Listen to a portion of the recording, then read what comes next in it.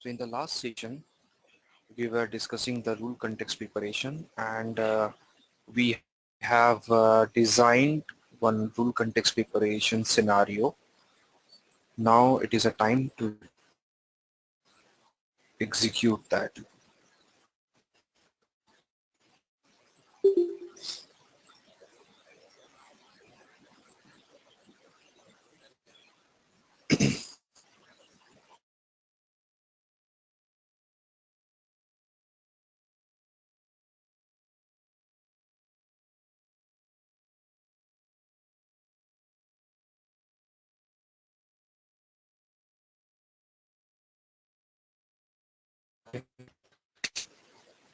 And there I'm trying to create the material.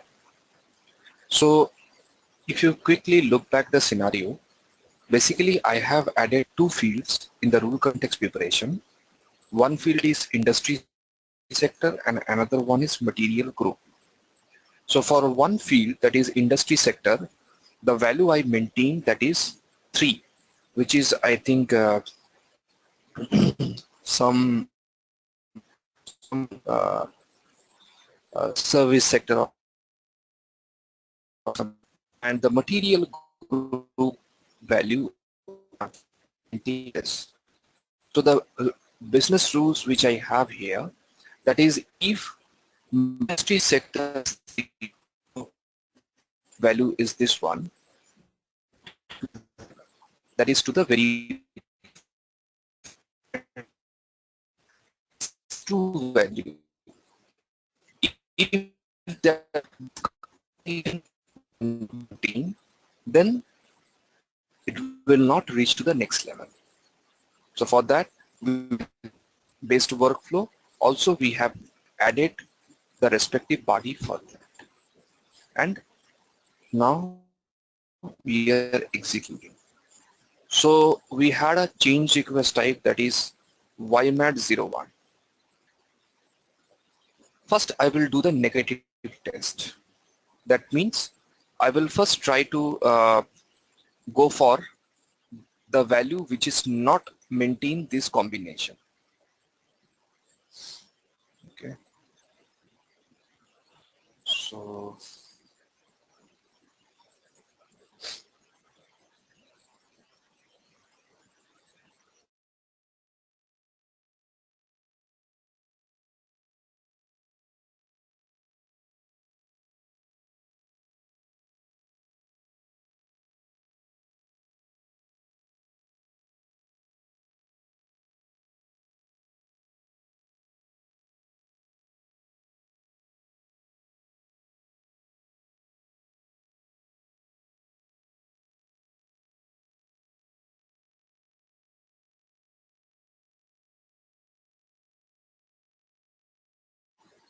initially it will take some time to open the change request.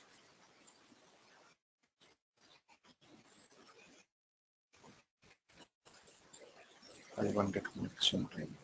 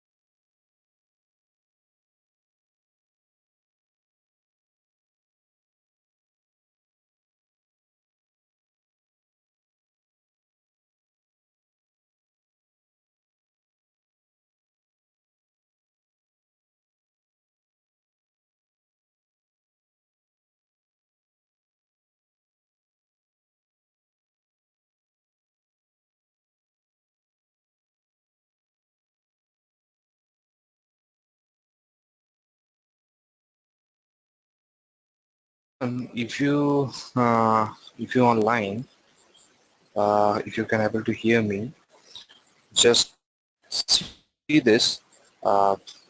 Last 1 or 2 days, what I have seen that NWBC or the governance uh, framework is not working properly through IE, that is Internet Explorer.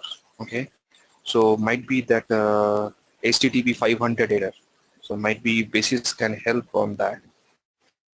So just I thought to inform you. So just keep a note and get back to Basis. But it is working in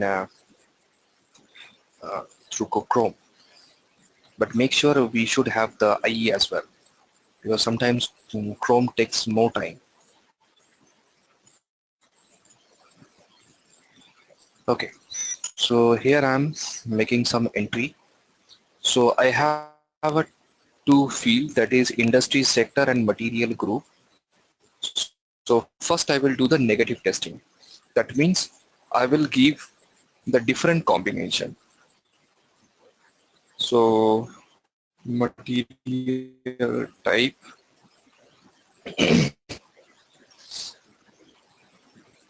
material type I'm giving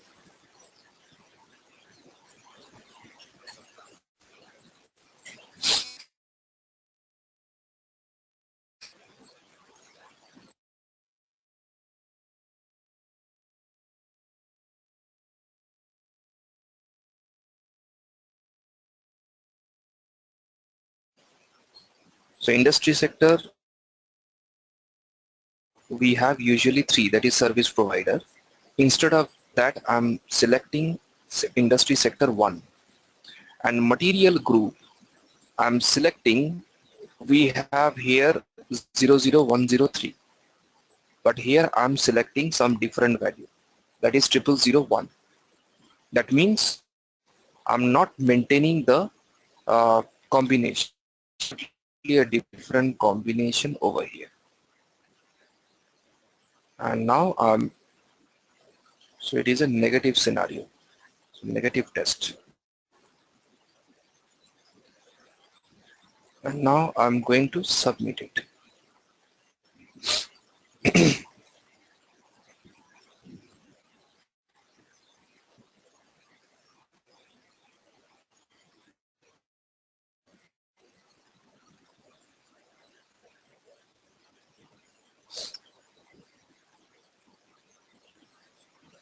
Submit it.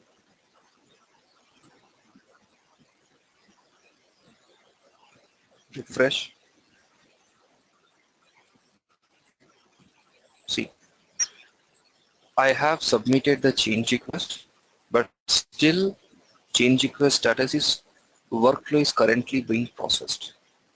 That means even though I'm refreshing, the change request is not moving to verify level. Why? What is the reason? Because we have definitions here where my business rule is something else. Now I will do the positive scenario. That is, I will take the exact value which has been maintained in the business rules.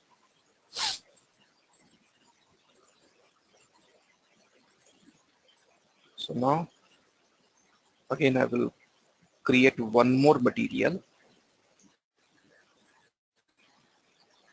for the same change request type,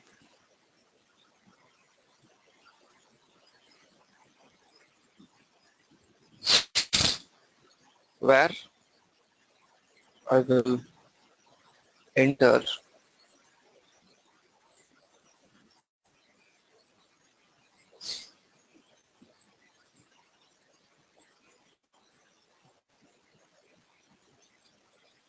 so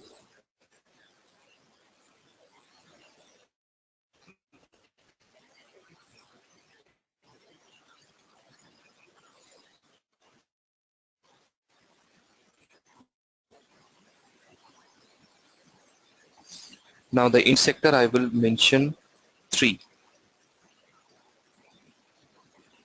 and the material group I will mention, that is 00103. 00103. And this is the positive scenario which I am creating.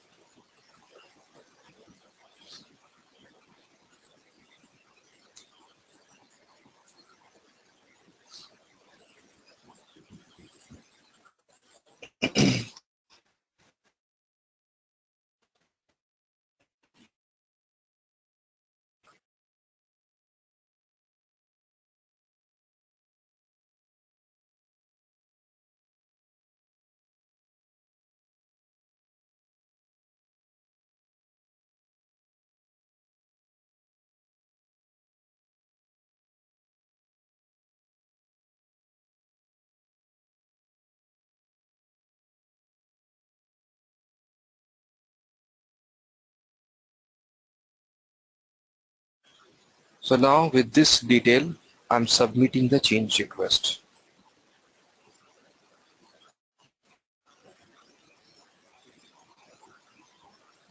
And we'll see what is the status of the change request.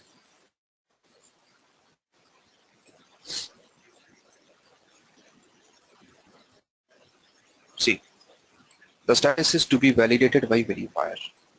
That means the change request now move to the verifier level successfully. How? How it is possible? Because I maintain the same combination which I have mentioned uh, uh, in the business rules or the business services. So because of that reason, it is accepting. So now this is for the verifier level. So now if you want to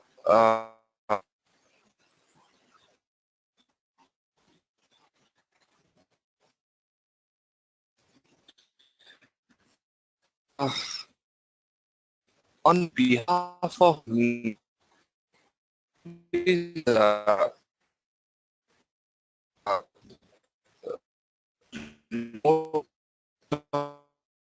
system and to Aditya, today your voice is not coming clear. just open the remote desktop and try to. Hello, am I audible? Yes, now it is okay. Yeah, Jan, I'm giving you the presenter access. Can you please share your screen and go to the remote desktop and just try to uh, approve the further steps, because my side the uh, system is very slow due to the internet connectivity. So can you please share your screen and just go ahead with the uh, further approval? I have given you the presenter access.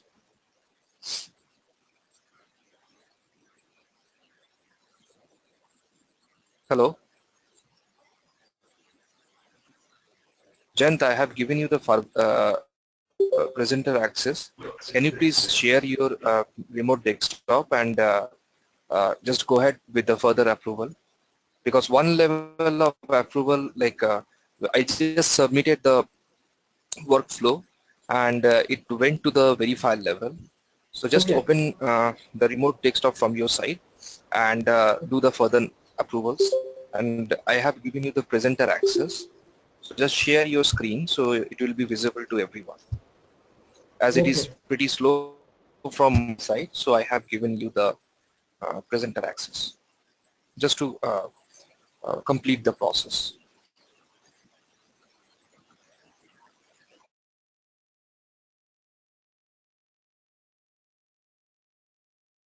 Screen is visible now. Yeah, please go ahead. Yeah.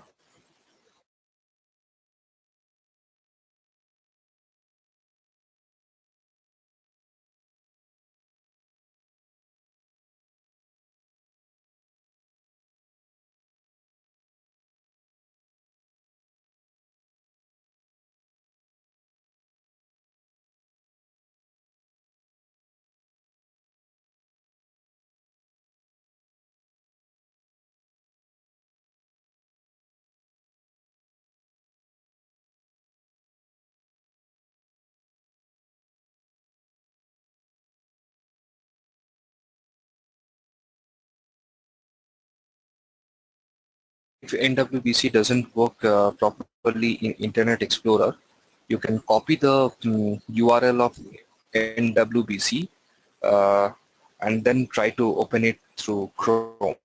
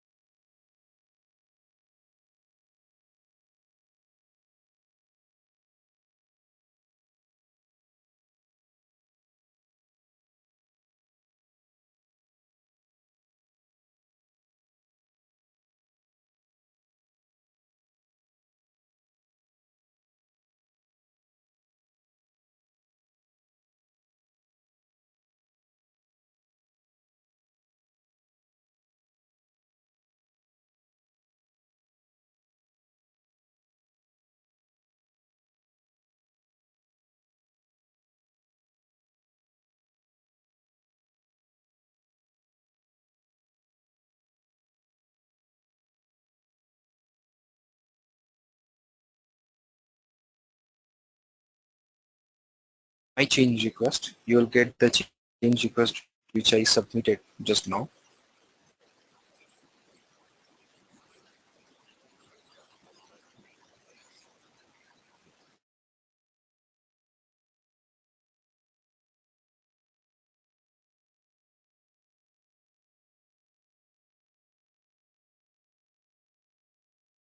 No, you do one thing. This is the screen.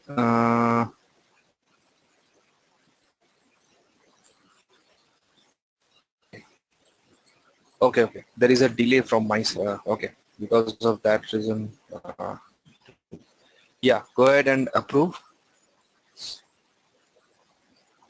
So you are doing the approval at the very far end. Okay. Just refresh it now.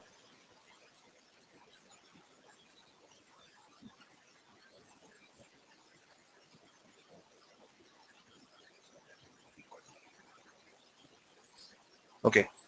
So 1285 is the change request which is now in the approval level.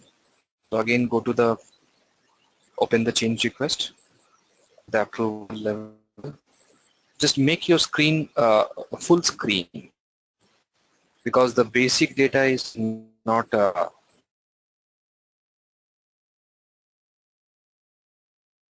just make it the full screen, the change request.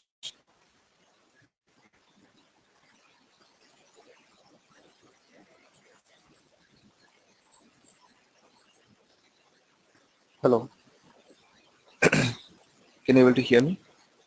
Yeah. Okay. So now let's see, little bit scroll down. What is the value we have in industry sector and material group?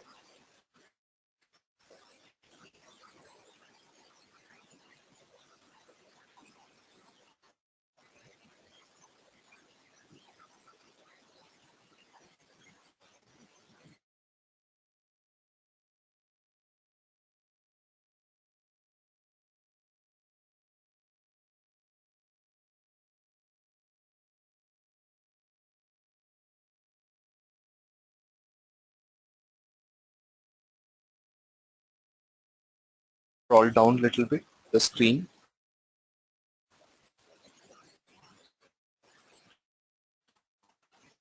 just to check what is the material. Okay, okay, I think there is a long gap what you are doing and what I am visualizing. So there is a long screen gap.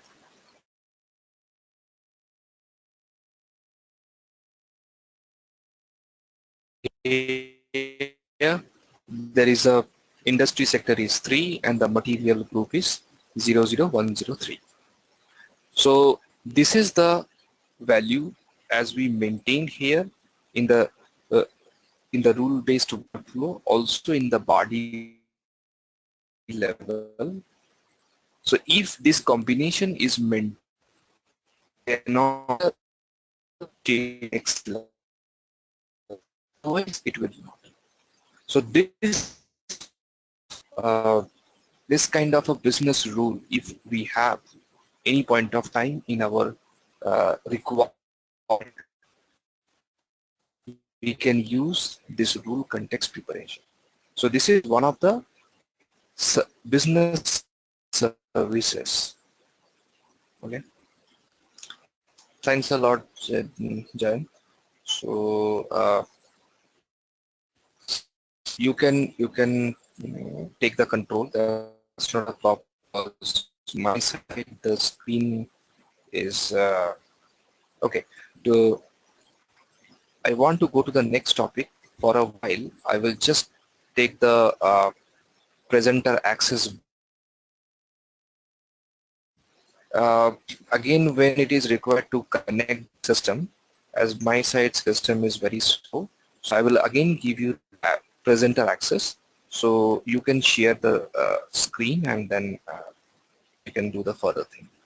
Okay, I'm going to back the presenter access. Okay. Uh, Pawan, can you Oh, please give me the presenter?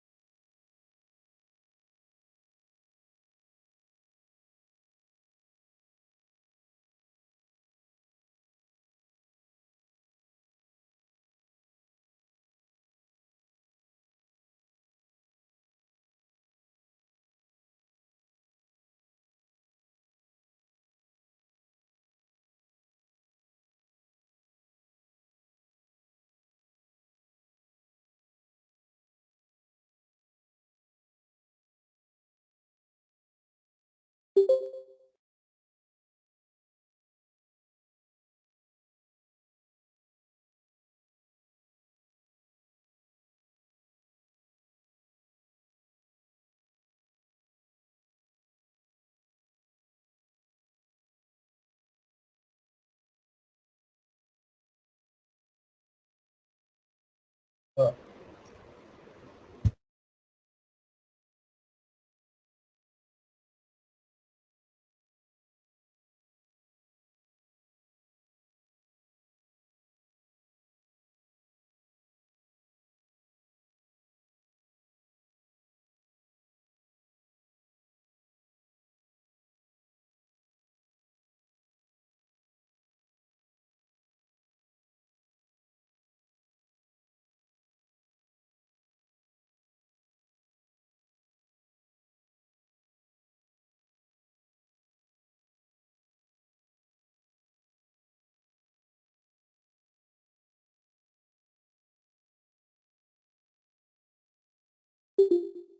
I'm not able to see the screen.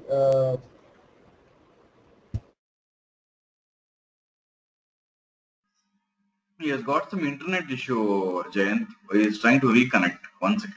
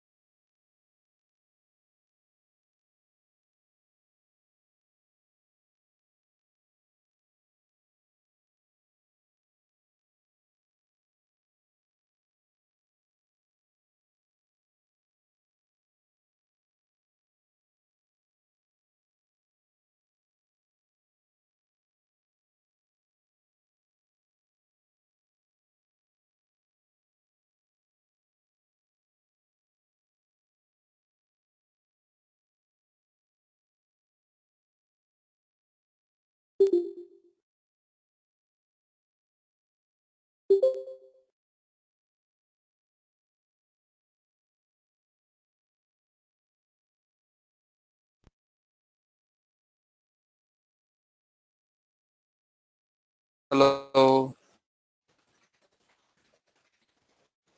Hello, can you hear me? Yeah, Aditya, yeah. Hello. Okay. I think my side internet problem is suffering a lot. So I think until this internet problem will resolve, otherwise it is a very much problematic for you, for everyone, and for me as well. So like every time it is getting slow, I'm disconnected again and again. So until it resolve, I think it's not a very good idea to have the class. Otherwise, it is just wasting of time for both of us, like for you all and for me as well. Just like every time we are reconnecting.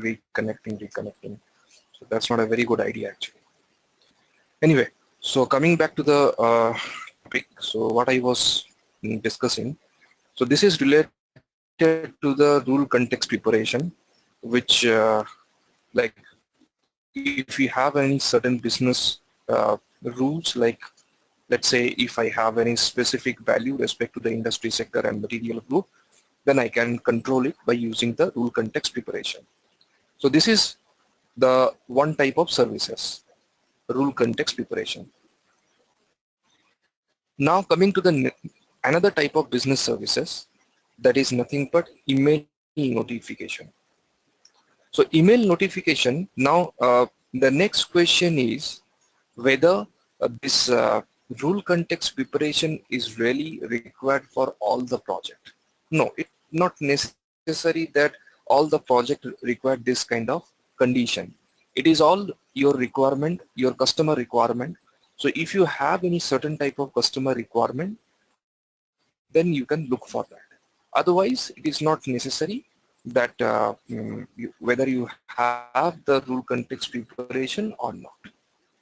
Now coming to the email notification. Email notification is very important business service. So whether uh, whatever the project it is, irrespective of any kind of a project, email notification is one of the very mandatory requirement for all the customers. Okay, like what is called email notification?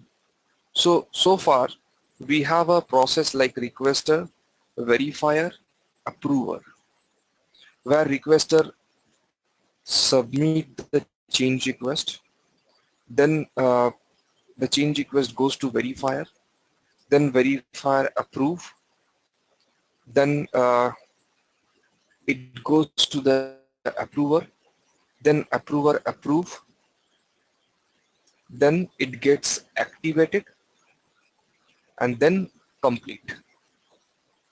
So once it is completed, the process is going to end here.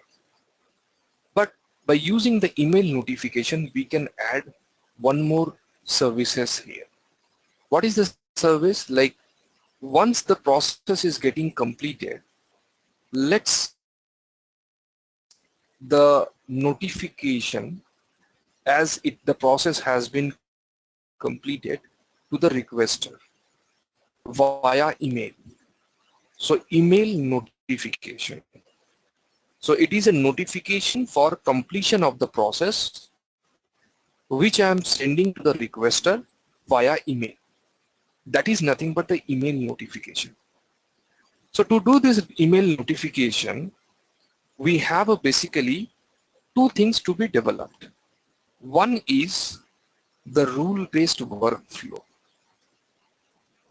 and another one is the service body, as we have seen for the rule context preparation example. Like one is we have to develop in the rule-based workflow, another one is the service body. Okay, so let's see how it's to be done here. So So I'm going to MDG IMG screen.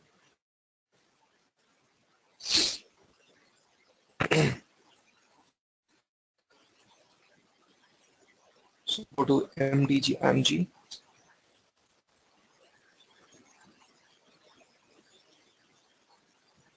Let me close.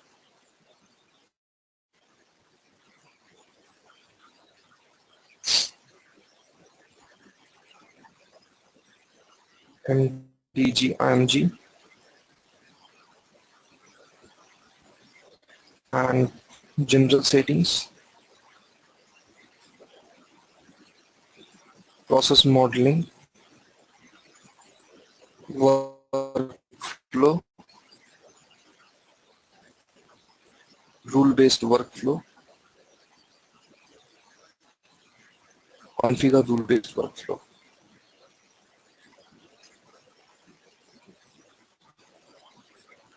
So now YMAT 01. Continue. So let's say I want to do this email notification part. What exactly I need to do? So as per the requirement, what is the requirement? That once the entire process will be completed, that time the email will be send it to the requester. So here. So the first thing what we need to do, we need to go to the single value decision table. In the single value decision table, we will go for addition. Like we have to little bit edit the single value decision table. Slightly the table will change.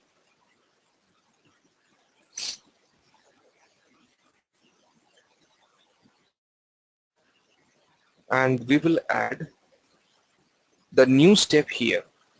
That is, once the activation successful, this line basically. So once the activation successful, the process is getting completed.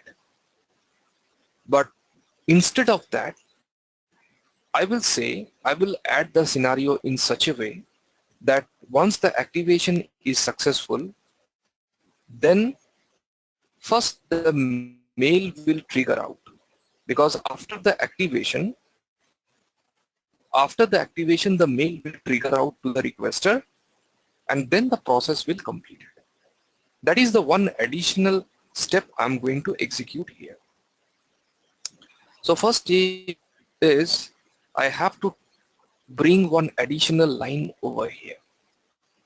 That is for email notification. So I will place my cursor this line and I will click on insert new row. So the new row will be inserted.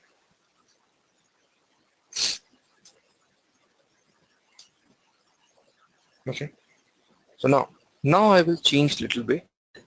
So once the activation successful, what will happen?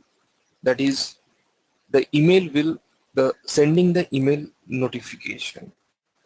So the direct value input will be, yeah. So now here, what is the step number it will be? I haven't provided any specific step number for email notification. So first, what I need to do, I need to define the step number for email notification.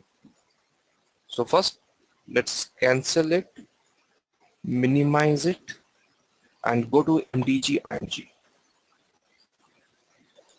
And here, click on define change request step for rule-based workflow.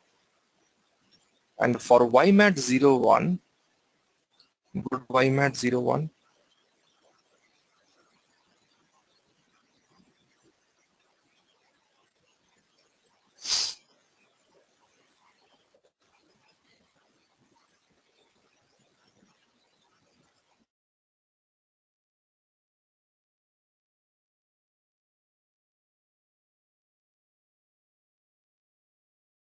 I have no step like email notification here. I have a processing, verifier, approver, revision, roll, activation, complete, etc. So what I will do, so what is the last step number I have? That is nothing but the activation, which is 94. So let's take 95 step as an email notification step.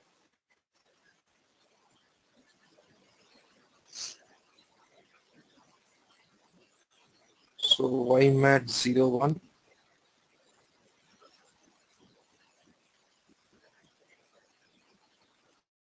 and the change request step is 95.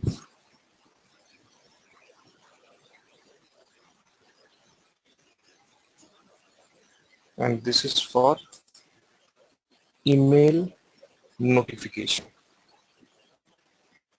Okay, save it and save it to the appropriate TR, as this is a transportable object.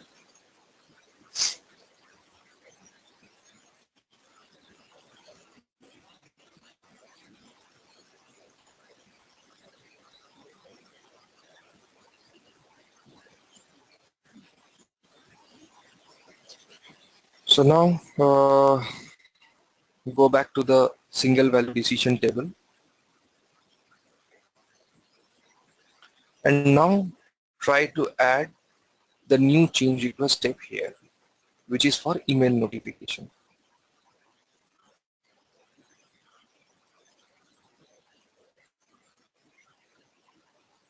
So 95.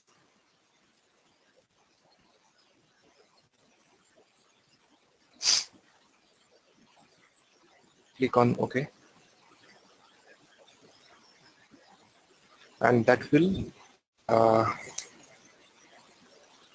email notification. So I need a appropriate change request status for that. So again, go back to the MDG IMG screen and add the appropriate status for email notification.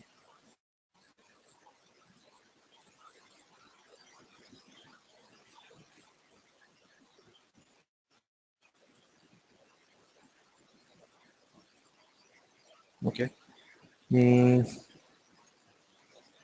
Go to change request, edit status of change request.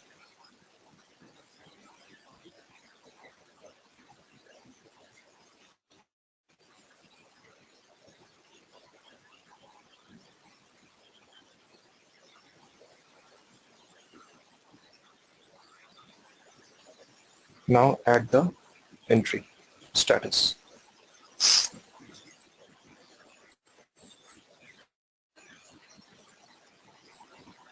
So taking I email notification uh, to requester. Okay, save it to the appropriate TR, and then go back to the decision table. Now select the appropriate change request status for the same, which is nothing but the one which I have entered now.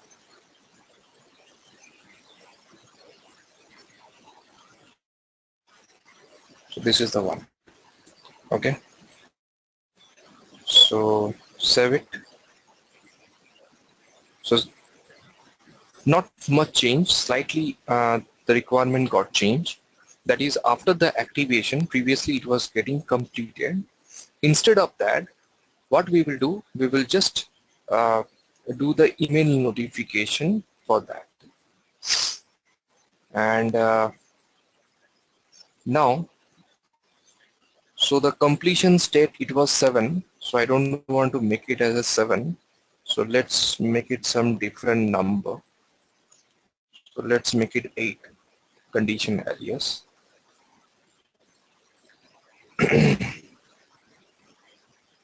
And now in the next line, I will say once the email notification will completed, then the entire process will get complete. Okay. So now take the new step as email notification.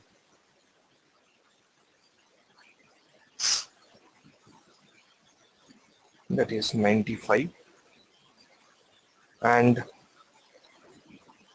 any previous action? No. No more action required. And the condition alias is completion. So completion already I have one condition alias that is 7. So the same condition alias I will take. And the new change request number, which is the new change request number is 99, which is nothing but the completion. So slightly one step has been increased. Previously, once the activation was completed, it was the process was entirely completed. But here, just one more step has been added now. That is email notification.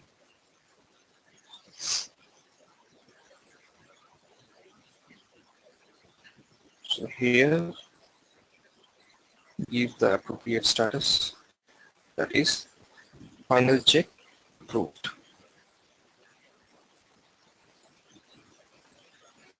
And save it.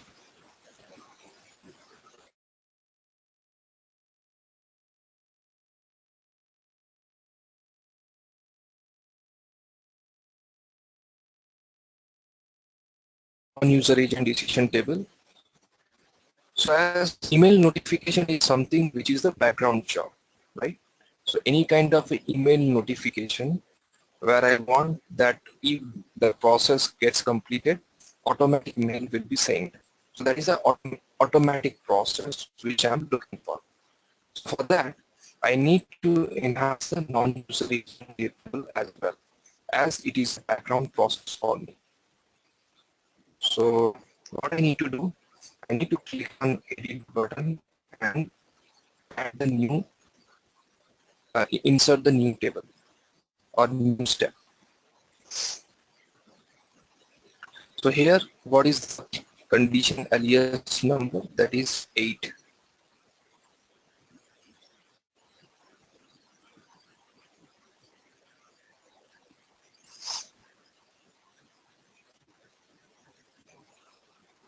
Condition alias 8.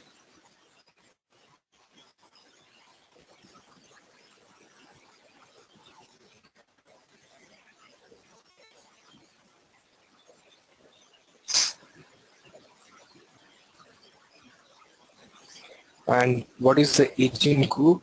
So the same agent group, it will remain same, 001.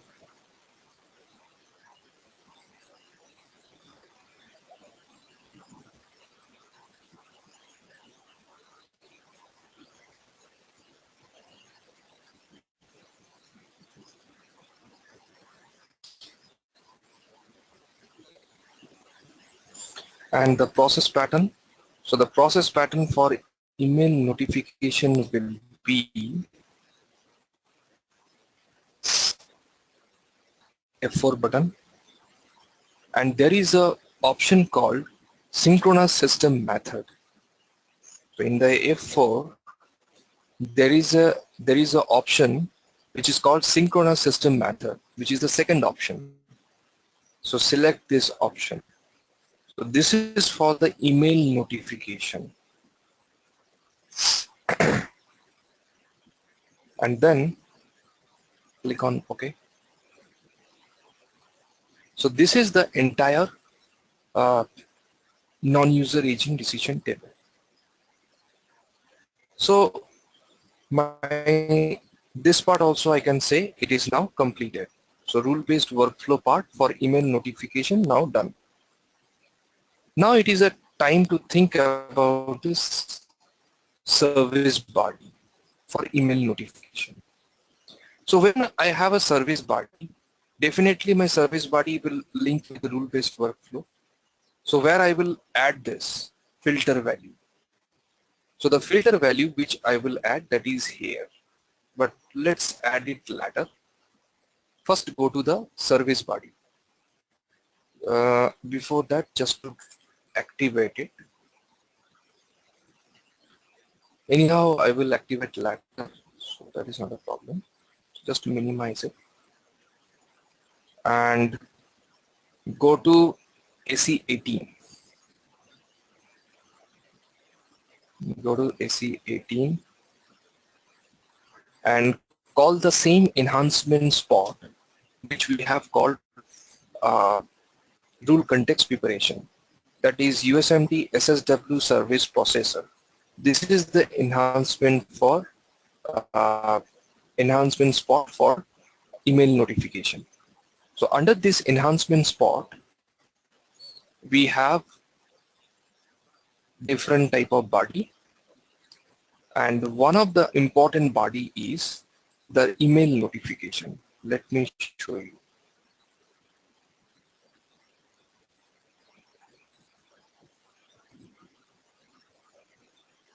So here it is, the last one, that is USMT underscore SSW underscore system underscore method underscore caller. This is the body definition for email notification. What I will do, I will expand it. Go click on the implementation. Okay. And now I will create the new implementation for email notification. So what I will do, I will right click and create the body implementation. Okay. So same way, I have to create the enhancement name and the body name and then provide the appropriate class. Okay.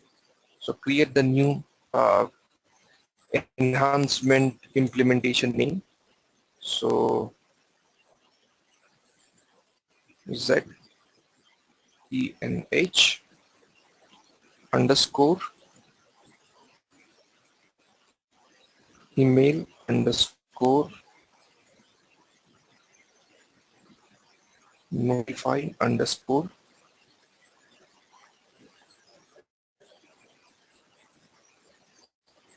so let's say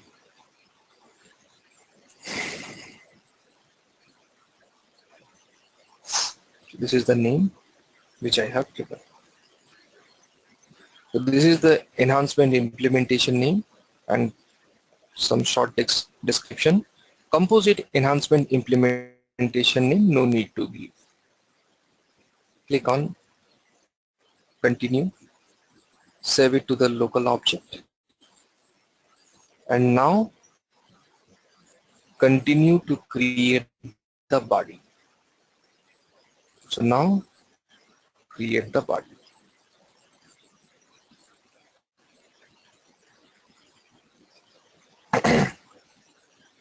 ZBody underscore email notify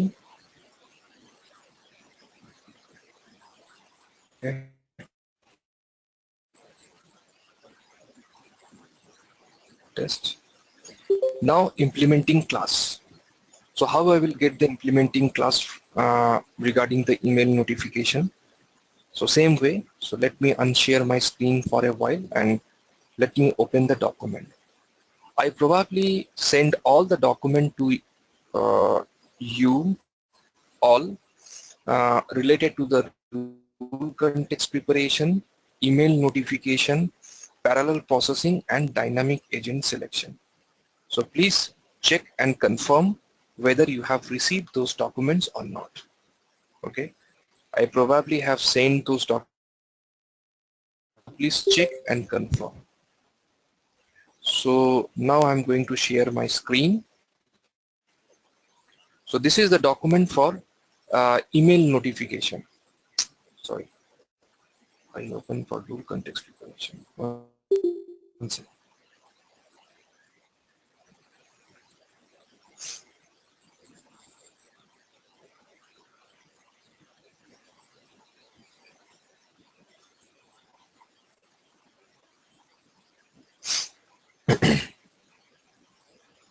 Yeah.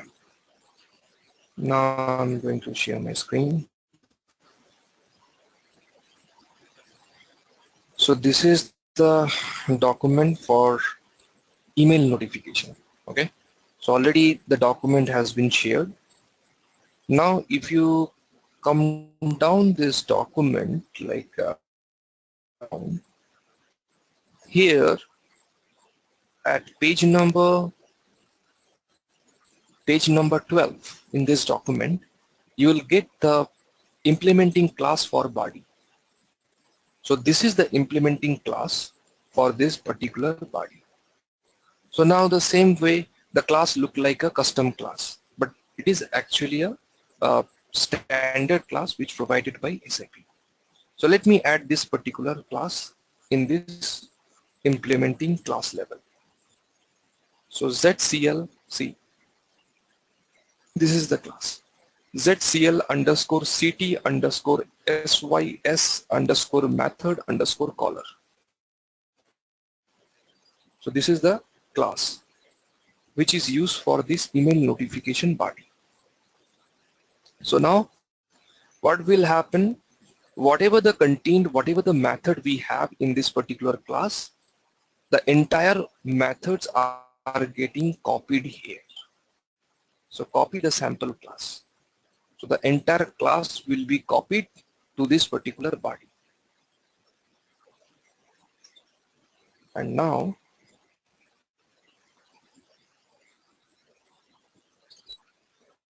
so whatever the methods we have in this class, all the methods will come to this particular BAdI.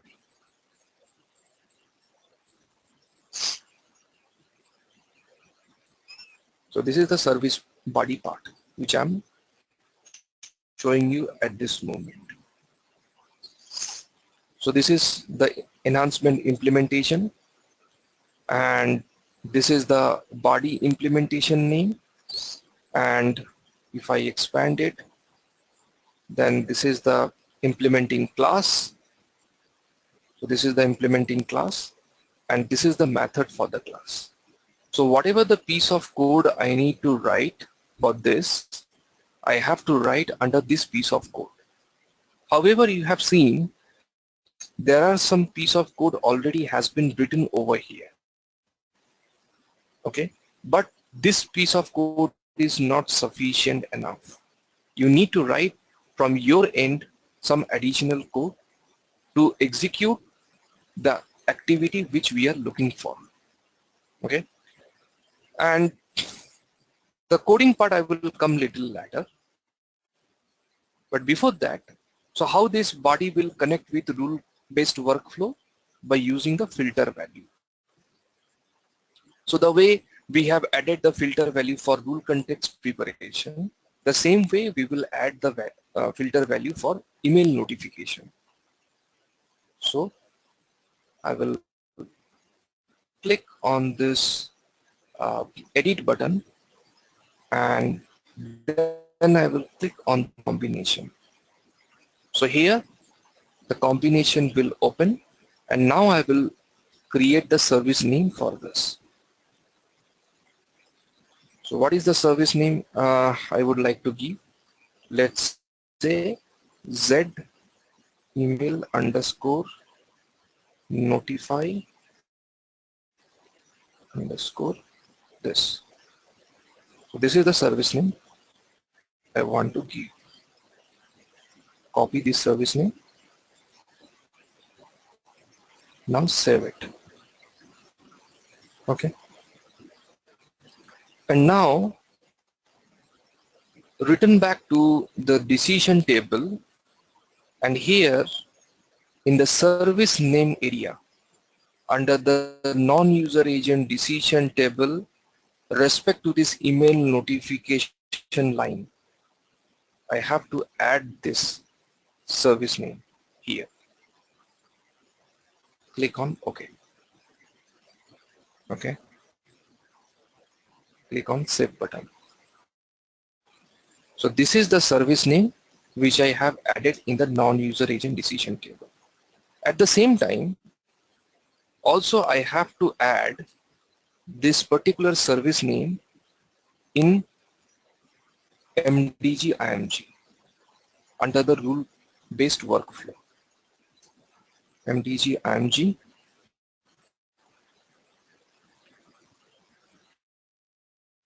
general settings, process model,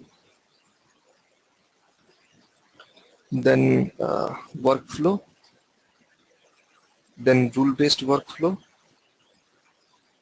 So here define the service name for rule-based workflow.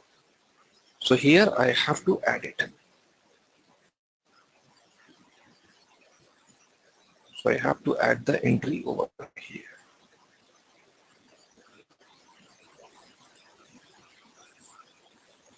It's for email notification. Set. Okay. So now, so this is the service body. So now you can think about, like, you may have a question, like in rule context preparation, we have added the service name some other place. Now in email notification, why we have added the service name some other place? Because we have added the service name under the CR type relation, CR type related service name in this area. But here in email notification, this is a part of non-user activity, like the background job. So the background job where we listed out here in this non-user agent decision table.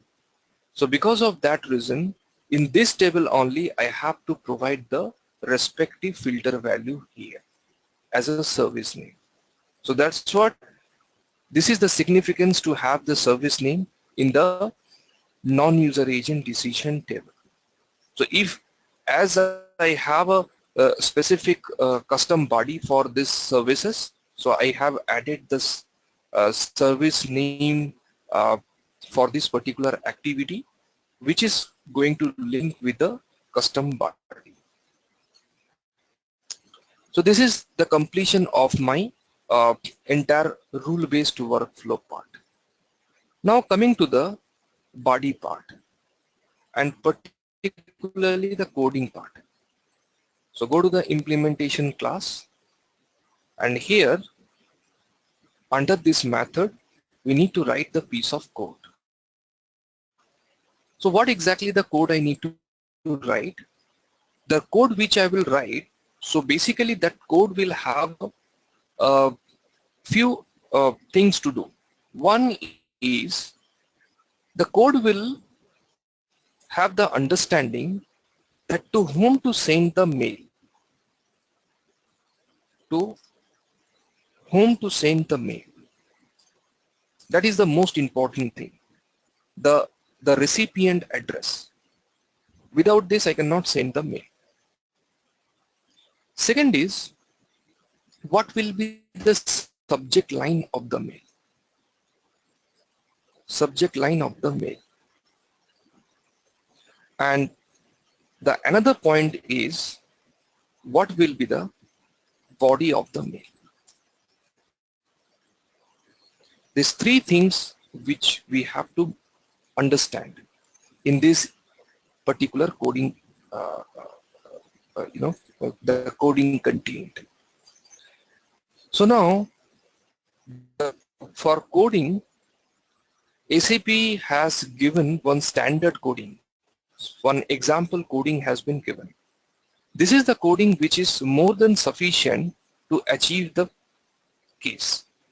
Now if I want to add some more scenario, then I can add those scenarios along with this particular coding. But so far whatever the coding has been given over here, that is more than sufficient. So what we can do, we can simply copy this particular standard coding from here, and we can use this coding to this level. So how to use that? How to add this particular piece of code? So I will use the implicit enhancement for that. So implicit enhancement means it is a kind of a enhancement spot which will be added along with the existing code. And the idea to add this particular enhancement is that along with the standard code, this piece of code also will be executed. So that's what I want to. So either I can add this piece of enhancement starting of the code or end of the code. So I'm placing my cursor at the end of the code and will click on this spiral icon, which is for enhancement. And then now we'll go to the edit button and enhancement options and show implicit enhancement. So the moment we click on show implicit enhancement, this dotted line will appear. Now I will place my cursor over here and click on create button and click on coding, as it is a coding for me. So again, I have to create the enhancement implementation. So ENH underscore, let's say email.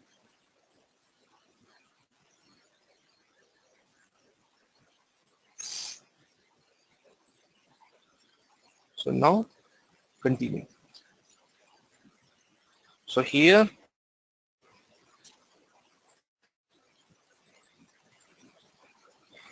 this is the space, this is the enhancement spot where we can write the piece of code. Okay, here I need to write the piece of code at this place. So this is nothing but called implicit enhancement. Now, as I said that whatever the standard code has been provided by SAP, that is more than sufficient to meet the challenge. But if we need some more extra thing, then we can add on along with this code. Now, let me explain this code a little bit. So, as I said, in this particular code, what are those things we are exactly looking for? These three questions. One is to whom to send the mail. Another question is what is the subject line of the mail, and the another question is what is the body of the mail. Now, so first, so there are some data declaration at the initial level. So this is nothing but the data declaration. So data declaration for some interface and some field symbol and some other some attribute level data declarations are there. Okay, now this is the example of material. How I can say that it is an example for material? Because the data model which has been taken, that is MM. So let's say now you can ask one question, then how I will do for business partner?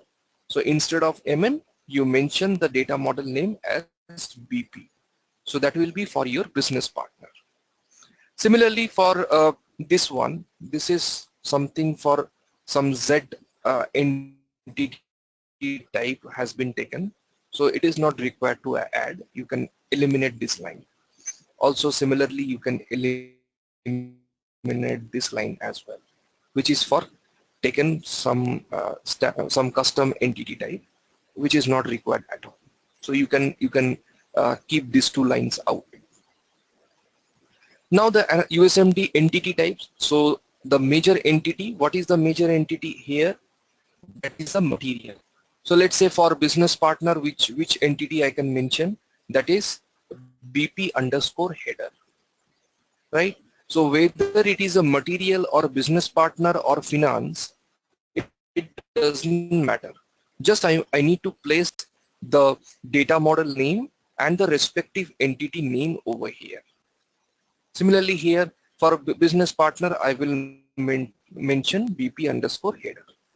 So this is the rest of the things are like the simple data declaration part. Now, so the first service, this is the service name. So in our case, what is the service name we have taken? What is the service name we have taken here? In our case, Z email notify underscore Q002, Q00. So here in this Z notify requester, SAP has taken the example where they have given the service name Z notify requester, but I have given the service name here Z email notify underscore Q002. So here the slight change will be there. What I will change? So I will say when I will say in my code, everything will remain same, just slightly when under the quotation, under the single quotation.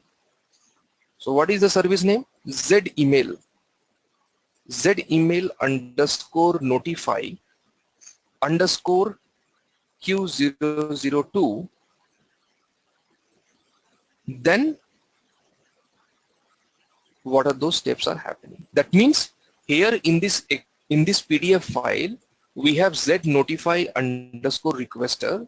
Instead of that, as I have taken the service name as Z email notify underscore Q002, I will place here this particular service name instead of this, right? So this is the only the service name. So the case name is the service name which I have taken. So this is my service name which I have taken here. Now, under this particular service name, what I am trying to do? Under this particular service name, first I am trying to read the change request. Why reading the change request? Because after reading the change request, I will get the details about the change request. Like what is the change request type? Who has been submitted the change request? Like who is the requester of the change request? What time, which date the change request has been submitted? All the details I will get it. So that's what the method which I need to call, that is CL underscore MDG USMD underscore C request underscore API. And there the method which is the static method, that is get instance, I need to call. And under this method I have a importing parameter which is IV underscore CR underscore number. So this is the parameter. If I open this,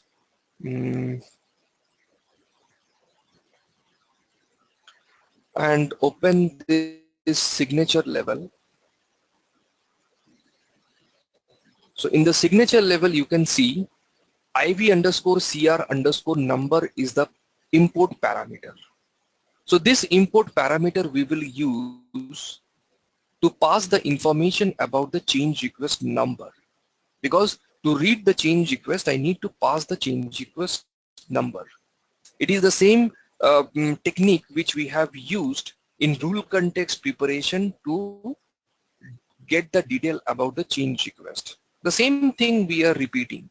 The simple thing what we are doing, just reading the change request. So in return of that, what we are getting LO underscore C request. LO underscore C request is nothing but, if you go, this is nothing but this interface which is linked to this, which is referred to this particular interface, or I can say it is a object of this particular interface. Okay, so what exactly I'm getting from here? So in return to that, I'm getting the detail about the change request, which I'm storing under this particular structure. Then I'm calling this particular structure and the instance method name, which is read C request. In this read C request,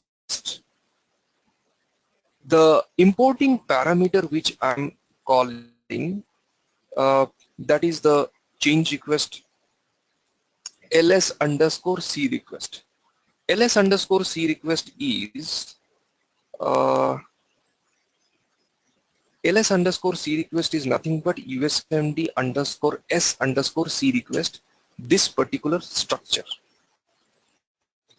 And while I'm calling this structure, basically after reading the change request, irrespective of the change request data and the material information, whatever I'm getting, I'm storing this detail under this ls underscore C request.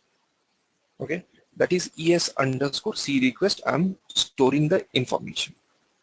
Now, so far what I have done, I have just given the change request number, try to extract the detail about the change request and store it into some structure. That only I have done. Now, the next thing which I'm doing, that is I'm trying to read the USMD 130T table. So what is this USMD 130T table? If we quickly check this table. So go to SE11 and USMD 130T table. Go to display. So this is the table which is having the change request status. Now, why I need the status to be read? Because status is everything for me. How I will come to know that my change request has been activated?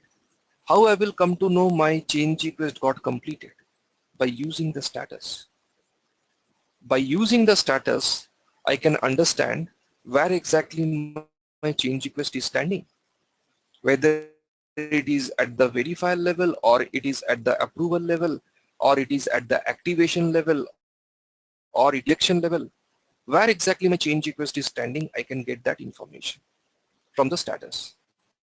So the most important thing is I need to get all the status detail and will compare with the where condition, that if the status is English language and if the status is the one which I have received from this detail. Because when I'm reading the change request, one of the change request field is change request status. So whatever the status I have read from the change request, if that particular status is present in this USMD 130T table, that I just need to look into. Then I can get confirm that okay, the status which the change request has, it is part of this particular table and can understand what exactly that status is. So basically two things it is happening. One is to understand which status it is, and second thing, whether the status is belongs to the USMD 130T table. Okay. Then I'm calling this particular function module. This is the function module, look like a custom function module, but it is a standard function module provided by SAP. Let me copy this, or let me directly go to AC37, which is a function module T code. AC37, and here ZCT underscore user underscore sent mail, send underscore mail.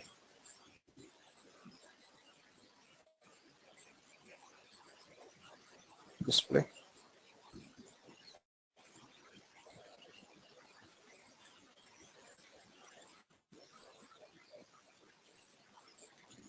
So this is the, okay, it says that, okay, sorry, this is the custom function module. Sorry, yeah. So this function module we are creating here. Okay. So this is the function module which is we are creating here in this program. Okay. So what is the import parameter here? So in this particular function module, I will have an import parameter. One is the change request number. Another one is the information about the change request owner, like who has been created this change request. And the third thing is the status of the change request. So now the thing is, we have to create one function module in this during this scenario. So here it is the function module which we are creating here. Yeah, I was wrong. I was thinking that it is a standard one. No, it is a one which we need to create. So this is the function module which we are going to create, and it having the three input parameter. One is the change request number, another one is like the change request created by, and the another one is the change request status, uh, the change request status. These three information we have. Now this particular function module we are calling in this particular program, right? Now here is actually my piece of code end. But we need to understand what this function module we are writing. What is there in this function module which we are calling in this particular services? In this services, what this particular function module does? Because so far only two to three things we have gathered. One is we have just read the change request. We have read the status of the change request, and then this function module. Now we need to understand what is there in this function module. So now, as I said, this is the importing parameter for this. So you can see these are all importing parameter for this particular function module. Right? Just give me 2 minutes. Let me connect my laptop.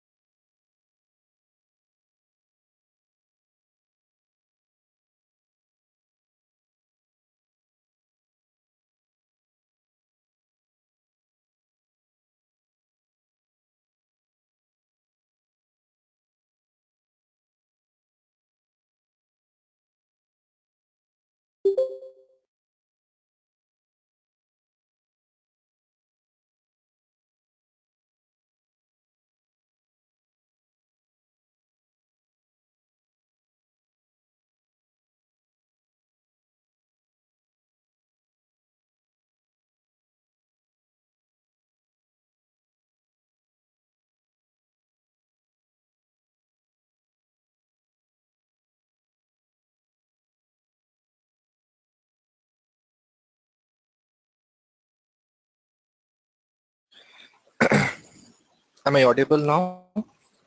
Hello?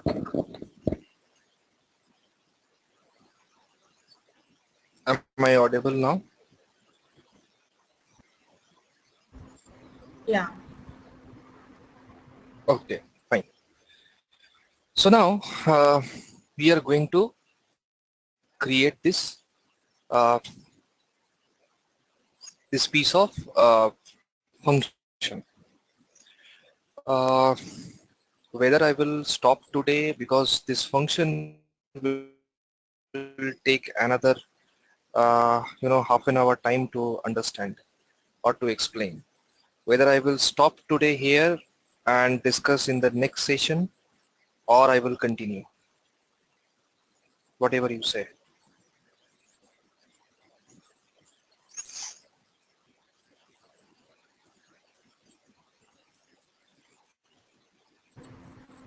Okay, let me continue. Fine. So here in this particular function module, we will basically now write these three things. One is to whom to send the mail. Another one is what will be the subject line for the mail, and another one will be the body of the mail. So the first is create subject. So here in above, we have a concept called subroutine. So basically in subroutine, what we are doing, we are calling the syntax called perform and form. So perform we call for the data definition, and kind of a data implementation we call the syntax as form. Okay. Now by calling this syntax perform, we are calling the function which is create subject, which is having the parameter called the change request subject and the change request extension. So if I now go to this form part where the implementation has been written respect to this subject, so this is the create subject form, where as I said, this form subject and change ID and the EV underscore subject, which is a changing parameter. Now here in this subject line, we are concatenating. So concatenate, this is the hard code item, that is change request. That's what it is under the single quotation. IV underscore change request ID, the change has been completed. So how it look like then? Let's say my change request number is 1257. Okay, this is my change request number. So how it look like then now? So change request 1257 has been completed. Has been completed. So this is my subject of the mail. Is that make sense or not? Definitely it makes sense with this subject. So now separated by space, and this entire line will be stored under this EV underscore subject, this particular parameter, this changing parameter. Okay, this is for create subject. So this one is done, subject line. Now next is the create body of the mail. So perform create body, LV underscore change request number, change request status, and who has been created the change request, the creator of the change request, and LV underscore body. This is the using and changing parameter.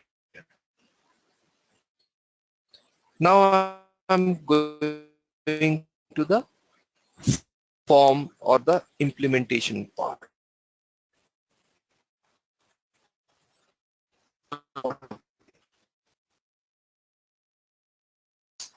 So this is the one form create body where the using parameter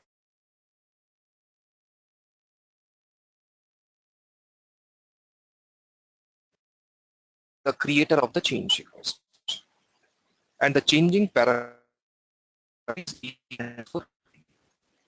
So here basically what we are doing, we are here basically declaring some local variables, LV underscore line 1, LV underscore line 2, LV underscore URL, line 3, line 5, we have declared here.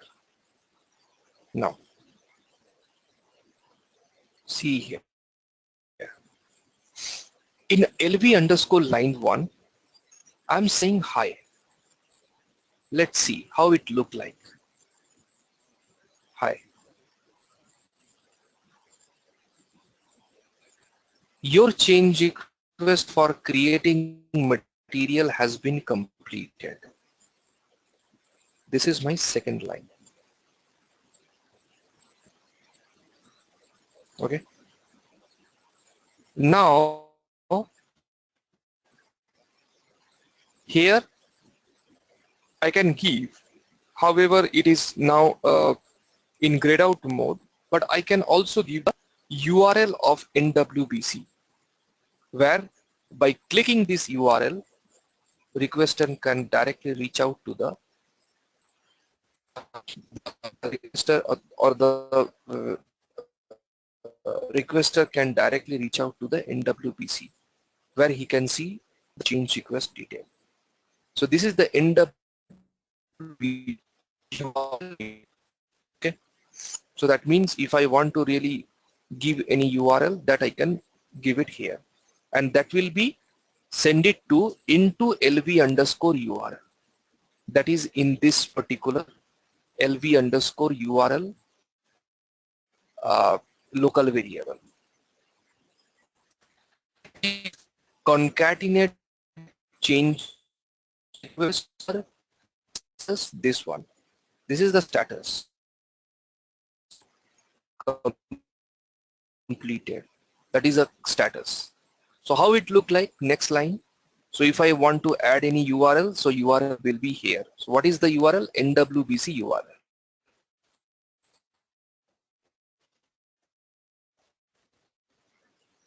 (1257) number, change request number, has status,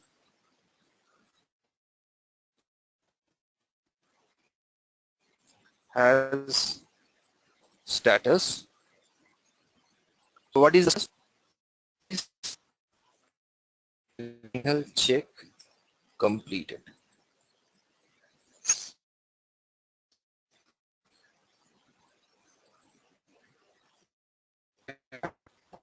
LV underscore line 3 local variable, which is separated by space. and the next line is warm regards MDG team. So this is the body of the mail. So that makes sense. So this kind of body of the mail, so body mail. Okay, so that makes sense to the, so and finally all the local variables, which is line 1, line 2, line 3, line 4 are concatenate with each other with having one empty line in between. Line 1 and line 2, there should be one empty line. So it should look like in such a way. So there should be some sufficient gap in between. Okay, so this is nothing but the also done. Now the last part is to whom to send the mail. That means the recipient of the mail. So the next is the perform, which I really do here. That is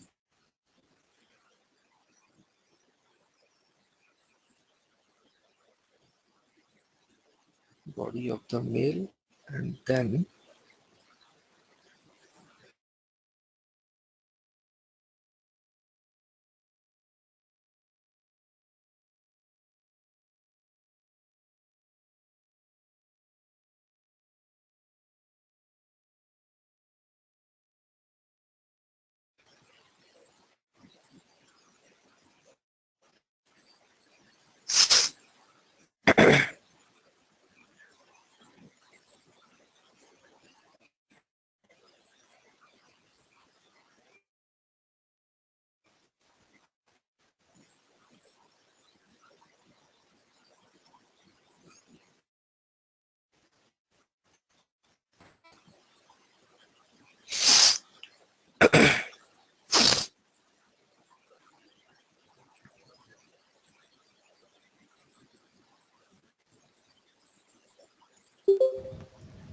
perform subject line, perform, yes, perform init.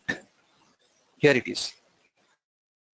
Perform init using change request ID, username.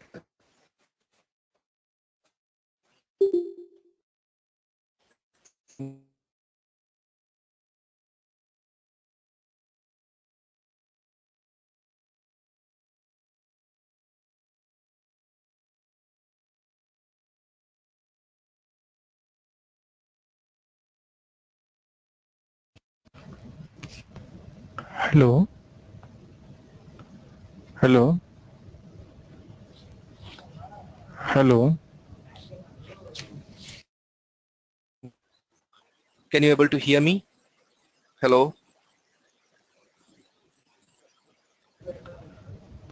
Hello, can you able to hear me? Yeah, in between it's missing. Hello. Okay, okay. So I say, yeah,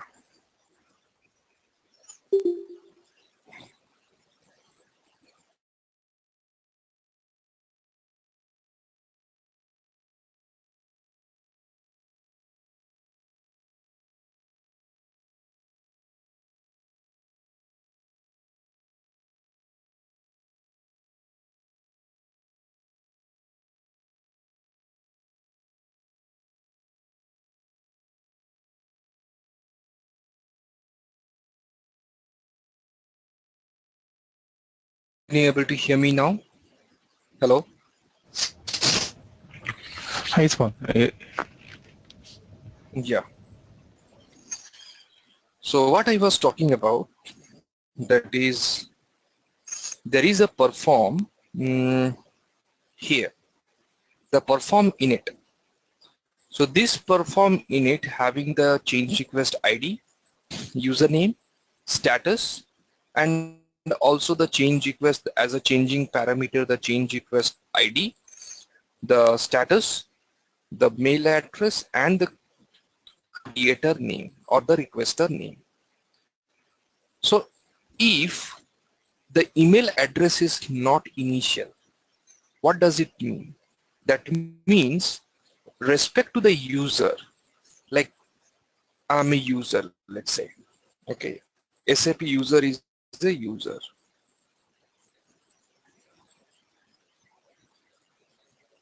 So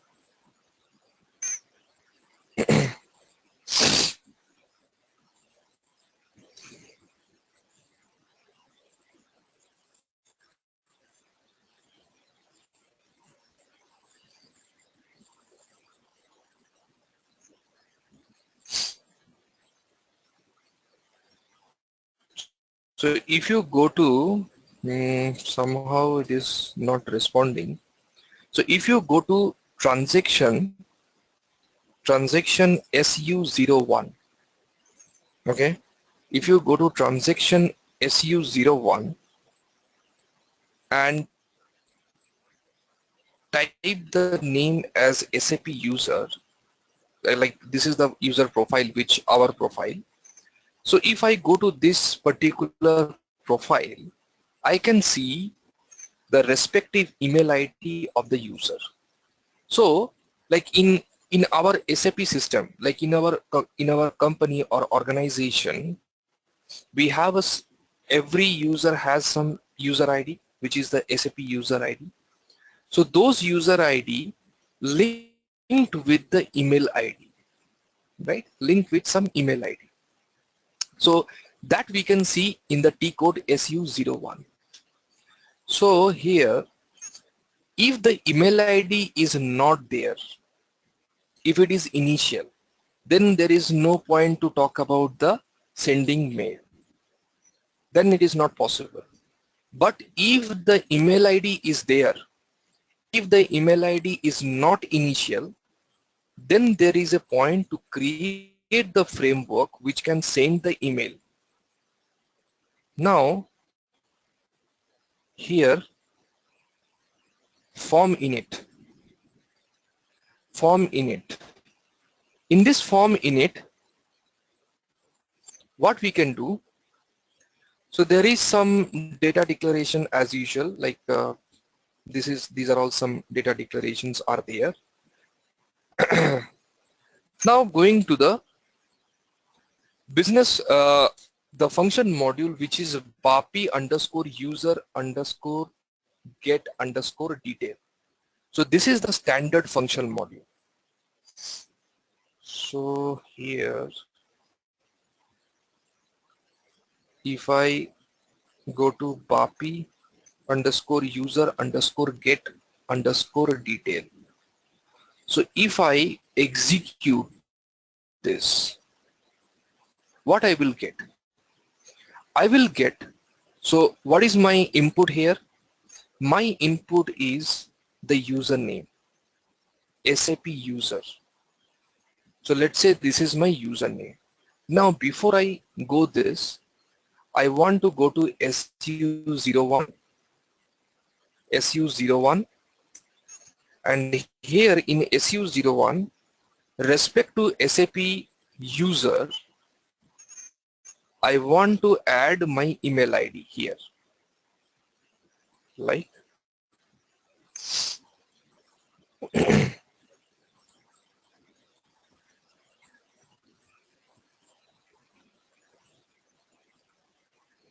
okay. So let's say this is the email ID which I have added here. Now this is the email ID for this particular user. Now I will go to this particular function module,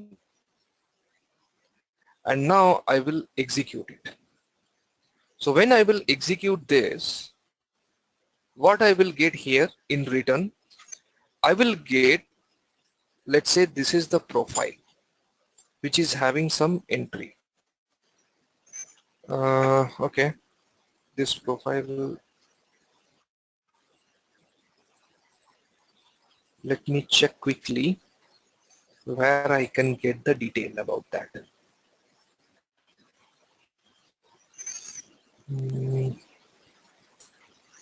So here is the address detail.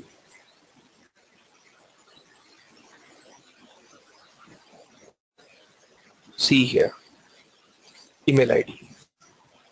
So this is the email ID which we have set just now respect to the SAP user. That means what this particular function module is doing, this BAPI underscore user underscore get underscore detail. This is the function module which is get the detail about the user, basically the email ID of the user. Okay, so the username, so the import parameter is username. We have entered the SAP user name and the catch result is space. You can see. So if I go to the execution page, see the username is SAP user and the catch result is space. So if this is the two item and in return of that in the address level, so in the address level, so this is the address. In the address level, we are getting the detail about the email ID. So this is the email ID. Okay. So in return, we are getting the detail that we will capture into this particular table. And finally, this email ID, ls underscore user underscore data, this and the email ID we are storing into this ev underscore mail underscore address. So now with this, again we will call this function. Okay, and now we will get the full name of the user. So let's say, what is the full name here? So let me set the full name first, then I will extract the full name. So let's say the full name is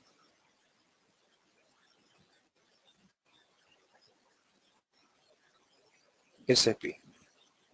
Okay, title is, let's say, this is the full name. So now again go to this particular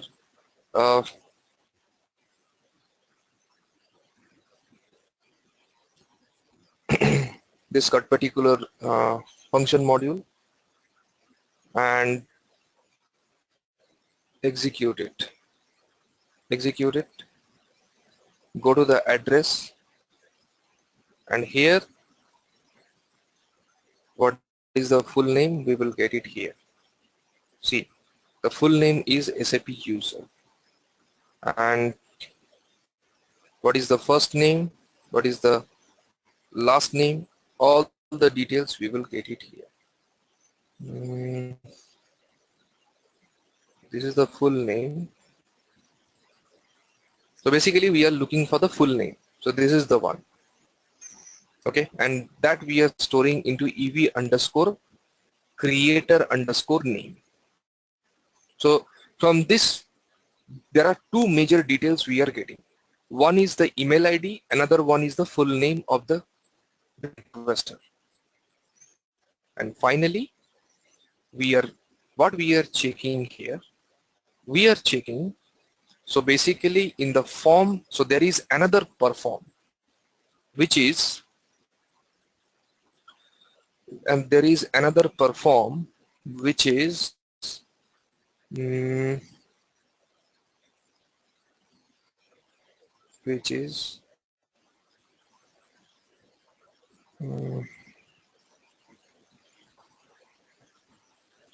perform is init create object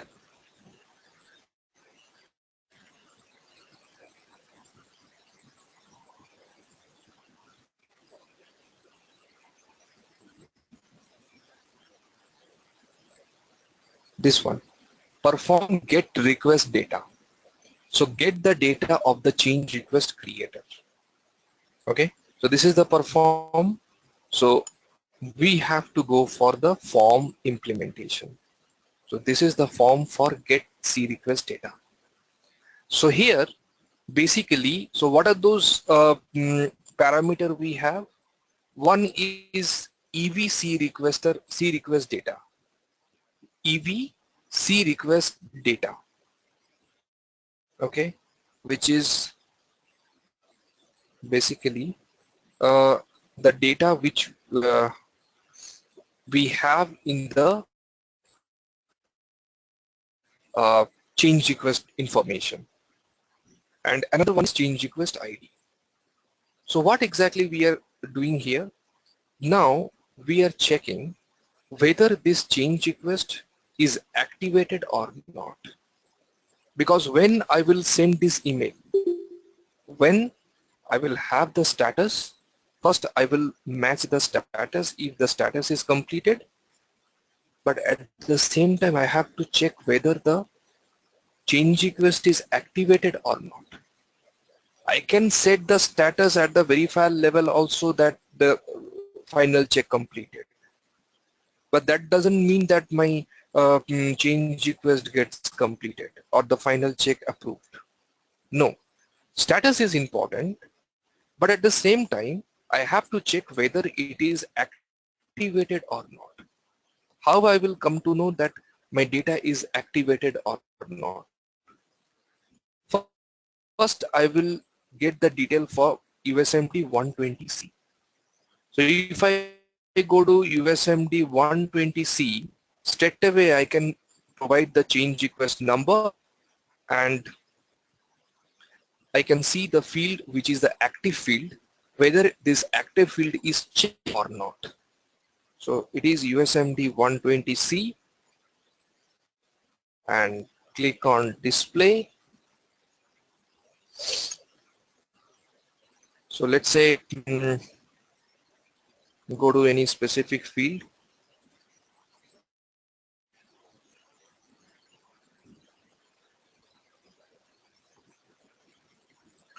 So let's say this is one change request I open. See, USMD data active, whether this field is checked or not. If it is checked, that means it is quite clear that this particular change request is activated. If it is not checked, then I can say this particular change request is not activated. So that information I'm just checking here, whether the change request is activated or not. So this is the entire piece of code which you need to write it down in this particular BAdI.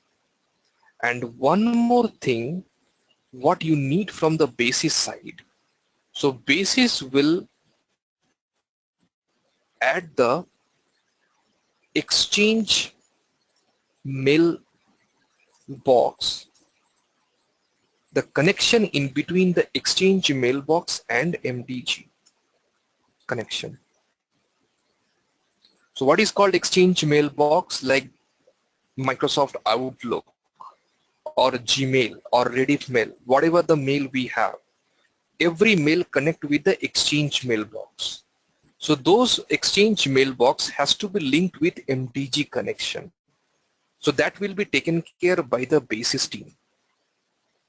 If you don't have this connection, what is happening, however you have written the code in the BAdI level, however you have designed in the rule context in rule-based workflow, but still your mail will not go, because the connection in between the MDG system and the exchange mailbox is not there. So that's what you should have, a proper connection in between the exchange mailbox and MDG. So this is the connection. If you have, then you can send the mail. So this is the step-by-step activity which we have. So this one also we discussed. So basically, again, what are those things we have done? So finally, once this BAdI is ready, what you need to do? You need to activate this and then try to execute the scenario. Okay. So we can you can save it, you can write the piece of code over here, and you can save it, you can activate, and finally you can start the scenario again. But in our system, that is the IDS server, in IDS server you cannot link the Exchange mailbox. That is the barrier we have in IDS server, that is in training server. Any kind of a training server, you cannot add any kind of a Exchange mailbox. And because of that reason, in IDS server, you cannot test that email part. But however, I have explained each and every steps in detail so that you can try out in your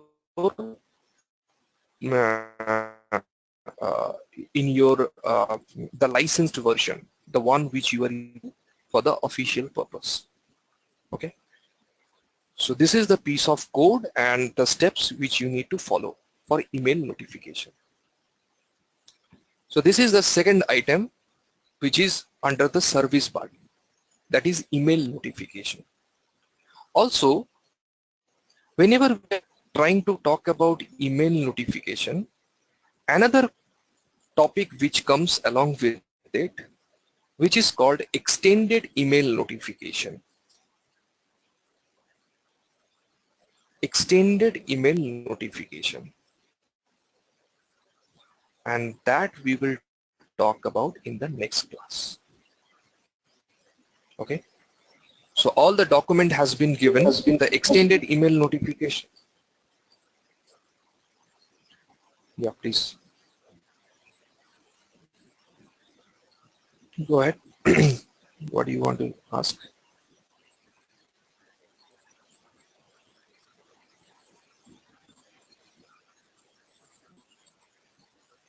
Yeah, please tell me, what is the question?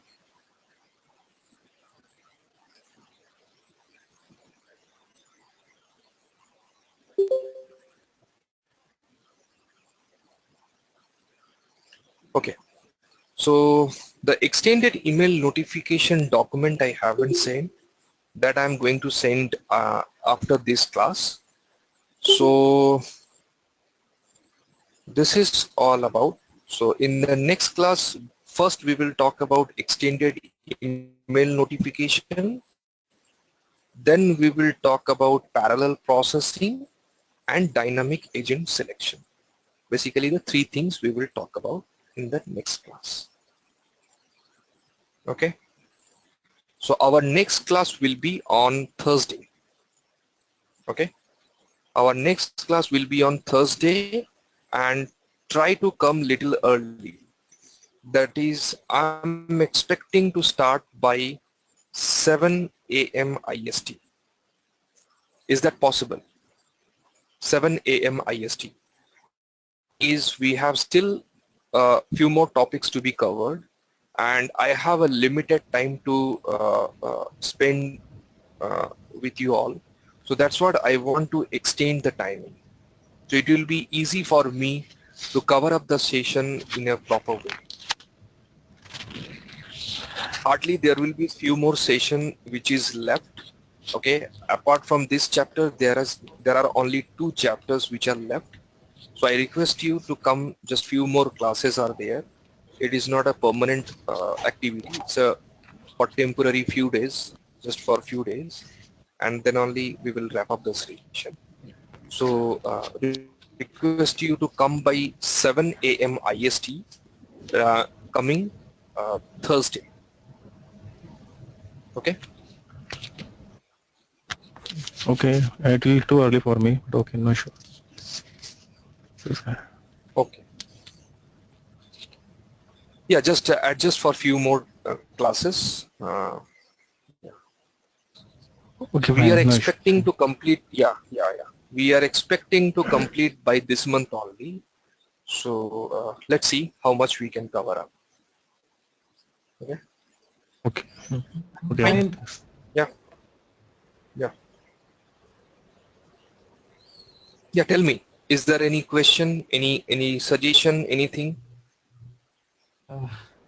today's our coding part was a bit bouncer, but I think after seeing the recording, maybe we'll get to know. Okay, okay,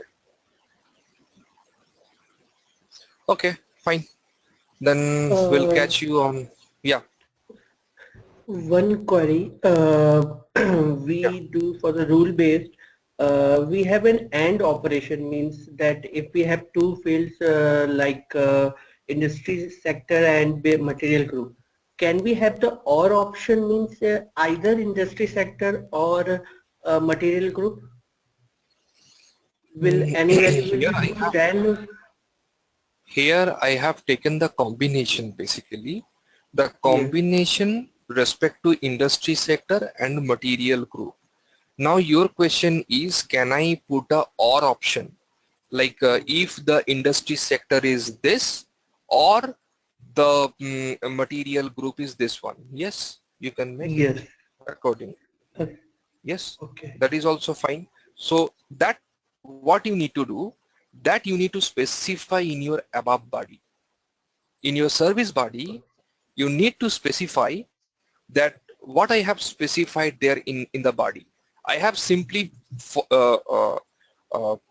just mentioned that this is the two value which I am sending to the rule body. That's it.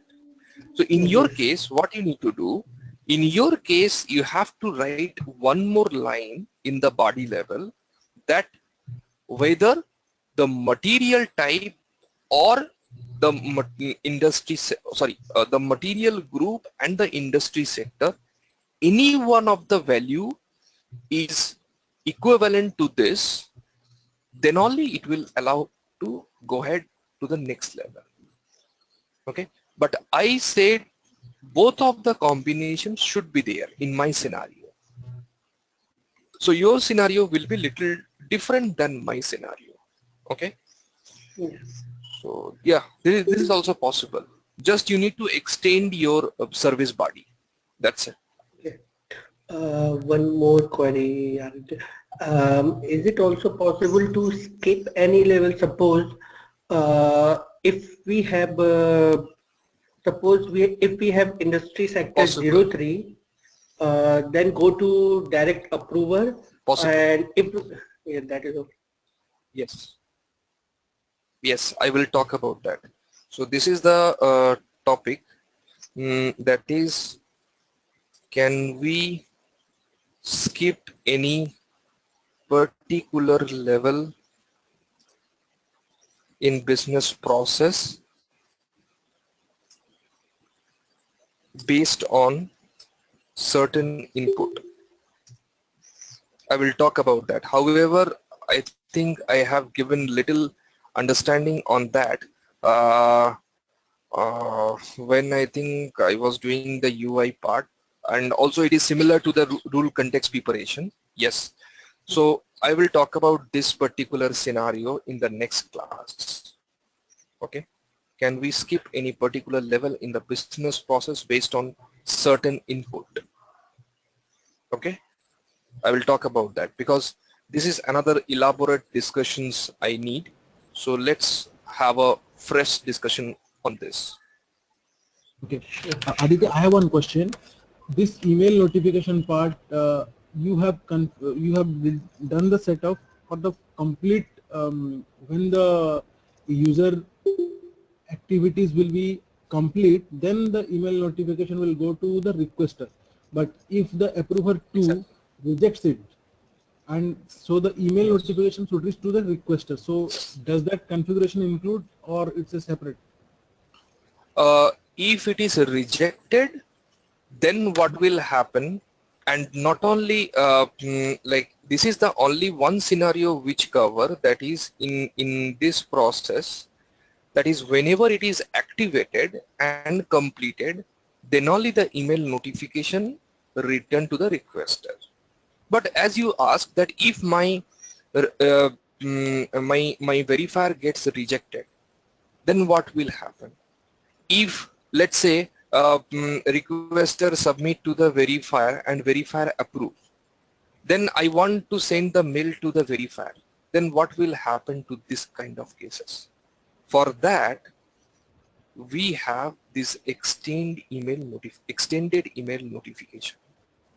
So the question which you are asking, the answer will be lies in extended email notification. So when that means extended notification will talk about those scenarios. So when I need more than one scenarios or more than one cases email notification, like as you said that I want to reject it, and that time also I need a email notification for that. What I will do, because this body will be triggered when it is get activated, but let's say verifier is rejecting, then what will happen? That time we will use this extended email notification. And there is one more approach which I'm going to talk about. Okay. Okay. That is along with the extended email notification part only. So that will be discussed in the next session.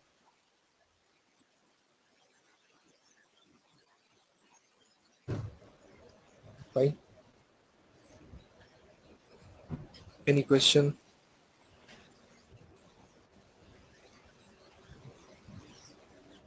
Okay, so I'm closing the call for the day. So as I said, I have already given the documents for the same. The extended email notification document I'm going to send you after this session. Okay, so see you in the next session, that is on Thursday morning 7 a.m. IST. Aditya, just a reminder that vendor sub-range, if you can get some time. Sorry, I cannot do anything for vendor sub-range. I have no idea. You can Google it. Okay. That I already have given you indication in previous classes. You can simply Google it. I have no idea about the sub-range. Okay. Yeah. Okay. So any question, any other thing quickly?